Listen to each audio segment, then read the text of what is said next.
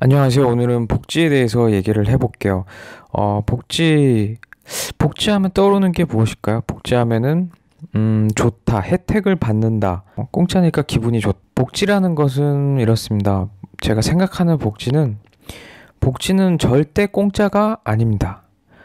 복지라는 거는 국민이 낸 세금으로 어려운 사람들을 도와주는 것을 일반적으로 얘기를 해요. 복지는 그래서 공짜가 아닙니다. 세금을 써서 어려운 사람들을 도와주고 지원이 필요한 사람들을 도와주는 것을 복지라고 얘기를 합니다. 그러면 복지는 누군가가 낸 세금으로 집행을 하는데요. 무분별한 복지는 굉장히 이제 좋지가 않아요. 국가도 회사처럼 돈을 막 쓰고 국가 부채가 많아지고 빚이 많아지면은 파산을 하죠. 그게 IMF 사태죠. 국가도 파산을 합니다. 국가 세금도 이 사람 저 사람 다 도와주고 다 하고 그러면은 파산을 하게 돼요. 무분별한 복지는 절대 좋지가 않습니다.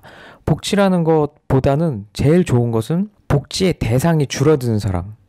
그러니까 복지의 대상이 줄어든다는 거는 경제적으로 자립을 해서 자기가 필요한 거는 자기가 돈 벌어서 써라. 자신이 필요한 거는 자신의 능력으로 돈을 벌어서 쓰는 사회가 건강한 사회고 합리적인 사회라고 볼 수가 있어요. 그만큼 복지를 받으려면 누군가는 세금을 부담을 굉장히 많이 해야 됩니다. 세금 부담은 복지라는 것은 이렇습니다. 가장 밑에 소득 수준인 사람부터 받게 되지만은 세금이란 걸 많이 내는 거는 제일 위에 소득 수준부터 내게 돼요.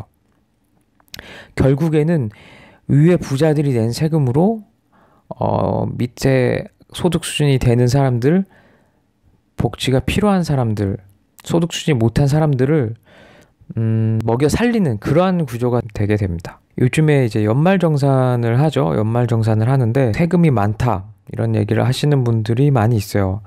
세금이 많다. 또 어떤 분들은 세금이 많아도 국가에서 그걸 올바르게 쓰면은 뭐 아깝지 않다 라고 얘기를 하시는 분들이 있습니다. 근데 저 같은 경우는 세금이 아까워요. 제가 아무리 많이 세금을 내더라도 저에게는 단 하나의 복지가 받는 게 없습니다. 사실상. 그렇기 때문에 세금이 아깝습니다. 보통 분들이 많이 세금이 아깝다 말씀을 하세요. 예를 들어서 연봉 7천, 8천인 고액 연봉자가 있습니다. 7, 8천이면 사실 전 세계 어디에 가서도 고액 연봉자에 속하게 됩니다. 북미에서 변호사 연봉이 한 7만 불 정도라고 얘기를 합니다. 그런데 그 7만 달러, 8만 달러 받는 사람도 이런 얘기를 해요. 아, 나도 혜택을 받았으면 좋겠다. 복지를 받았으면 좋겠다. 근데 사실상 복지라는 건 소득 수준 가장 밑에서부터 올라오는 거기 때문에 그 수준 7만 달러, 8만 달러, 7천만 원, 8천만 원 정도의 소득 수준을 가진 사람이 복지를 받는다는 거는 자기 밑에 다 복지를 받는다는 뜻이에요. 그럼 그 많은 사람들이 받는 복지의 돈은 누가 낼까요?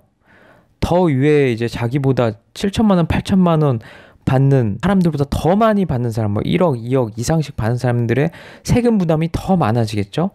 그러면 그 국가가 정상적인 국가일까요? 복지란 거는 공짜가 아닙니다. 누군가가 낸 세금으로 국가에서 집행을 하는 건데 복지도 절대 공짜가 아니에요. 세상에 공짜는 없습니다. 복지는 세금으로 집행하고 더 이상 부채를 감당하지 못하면은 국가가 파산하는 국가 부도 사태, 즉 IMF 사태라고 보통 얘기를 하죠. IMF 사태가 올 수도 있습니다.